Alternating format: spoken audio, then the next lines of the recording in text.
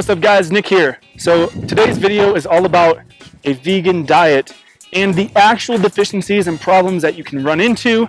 This is by no means a video that is going to bash veganism.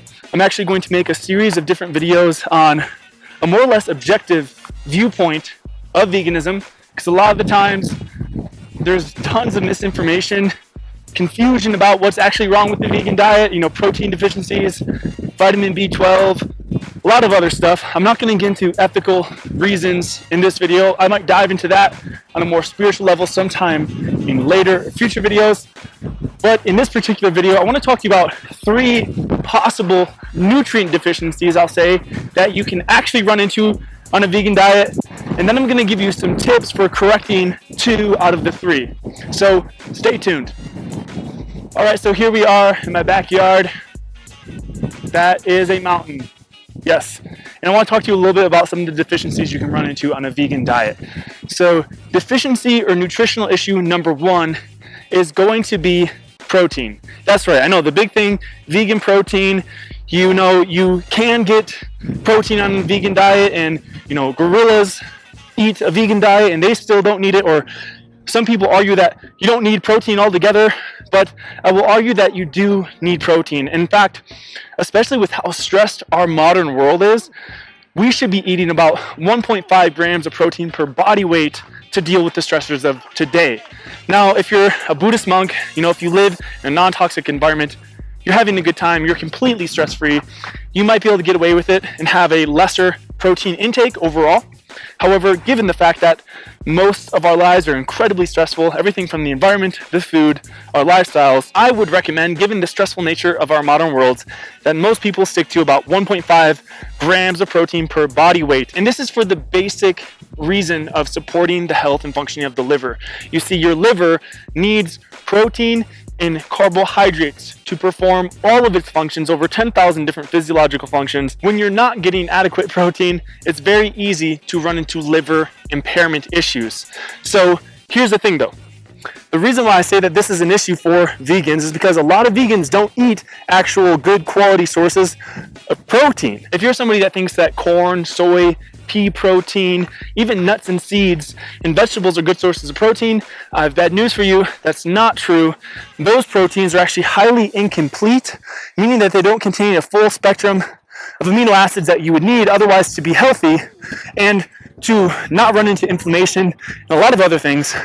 Those are inferior sources of protein, not to mention that a lot of those things are overall just difficult to digest. So you're going to get usually gut issues, and that's something I see in a lot of people. They run into digestive issues on a vegan diet because they're consuming a lot of these difficult to digest sources of protein. Fortunately, I have some tips for you for getting adequate protein on a vegan diet. The first is going to be consumed well-cooked potatoes and even fruits. Now, both well-cooked potatoes and fruit contain something called keto acids, which are basically protein-like molecules. They're similar to amino acids, but they require no digestion. They're excellent sources of protein. And you're also not going to run into the ammonia and the metabolic waste from protein digestion otherwise. So fruit and well-cooked potatoes. My third source of protein for a vegan would be well-cooked mushrooms.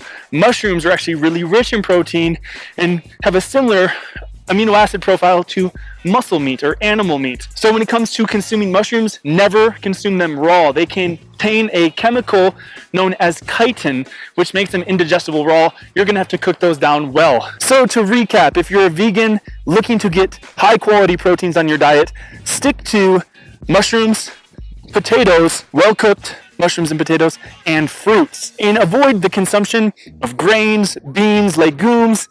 Not only are those things difficult to digest, they have anti-thyroid-like properties. And also avoid consuming nuts and seeds. They have polyunsaturated fats that are also estrogenic and anti-metabolic. Okay, so moving along, one of the other major issues that you can possibly run into on a vegan diet, and that most people end up running into because they never do the things I'm about to tell you to do, is a calcium deficiency. That's right, usually vegans and even vegetarians sometimes have a higher risk for osteoporosis and brittle bones, and hair and teeth issues as well. Teeth issues and tooth loss tooth decay is huge on vegan diets. I see it all the time, and it's because of a low calcium intake. Now, I know there's a lot of dogma and misinformation around calcium, that it's bad for you, it causes osteoporosis and all this other stuff, but that's not true. Oftentimes, it's actually a testosterone deficiency, as well as a deficiency in magnesium and other fat-soluble vitamins like vitamin K that causes those issues in malabsorption of your calcium. So inverted calcium metabolism is a big issue when you don't have those other nutrients. However, the problem with calcium, when you're not getting enough of it, and what's so easy to do on a vegan and vegetarian diet if you're not consuming dairy, is having higher dietary phosphate to calcium. Now, why is this an issue? Because when you have more phosphate to calcium, there's an increased functioning of your parathyroid and prolactin, which both not only oppose good thyroid function, but both prolactin and parathyroid rob your bones and teeth, your hard tissues, of calcium, leading to osteoporosis. So why is this so easy to run into on a vegan diet? Well, because all foods contain phosphorus. Few foods contain calcium. Those are mostly dairy foods. And if you're not consuming dairy foods and you don't want to at all, then I have a little tip for you.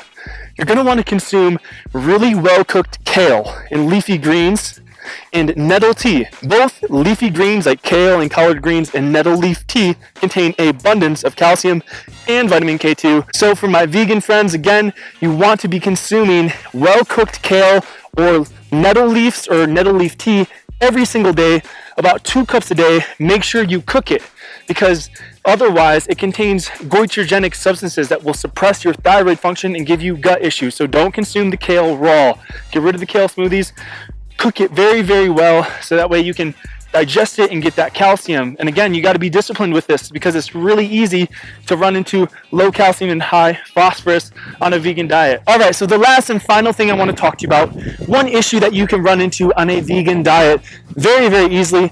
And this one, there's not really much you can do about it. And it's one of the sole reasons that I'm not vegan anymore, and why I gave up veganism like 5 years ago after being vegan for 9 years and raw vegan, is because of the lack of dietary cholesterol. Now, your liver does produce some cholesterol, a little bit, but not enough really for you to thrive, especially under stress.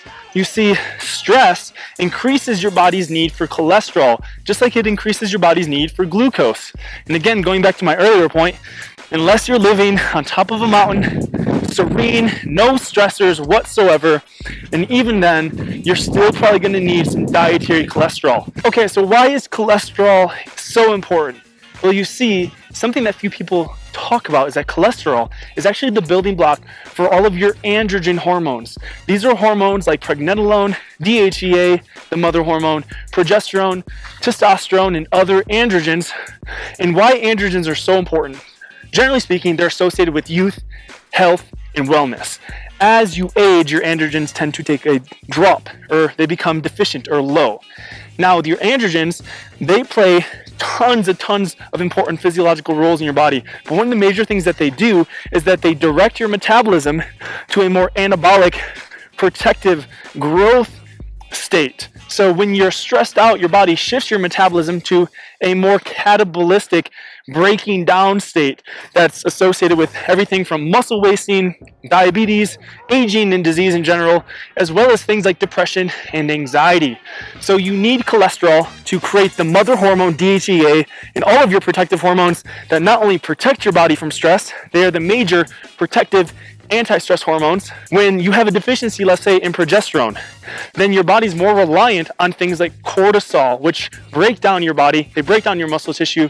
Cortisol causes low immunity, hair loss, and it ages your skin, amongst other issues. Now, as I said before, this is one of the only things that's actually really difficult to try to correct or do anything about on a vegan diet. The only tips I might have for you is to take some sort of substance, like a plant substance like pine pollen, that actually has plant sterol, so phytosterol, so they sort of mimic steroids in the body, and they can increase the production of DHEA and testosterone.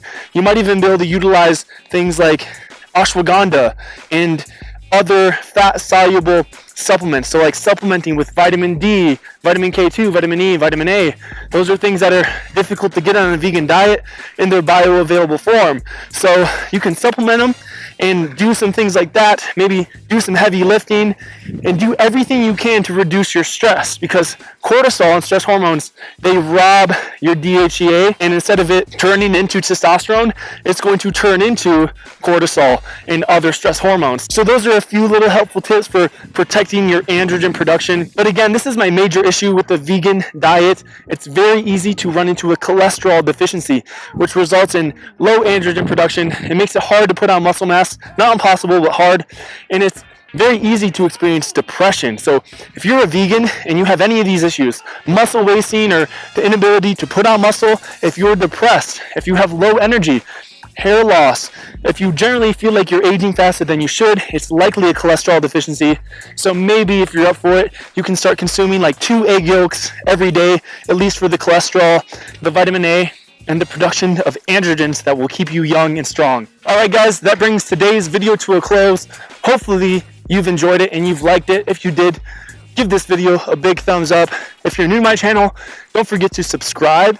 I'm making videos similar to this every Tuesday and every Friday. And until next time, this is Nick. See you guys.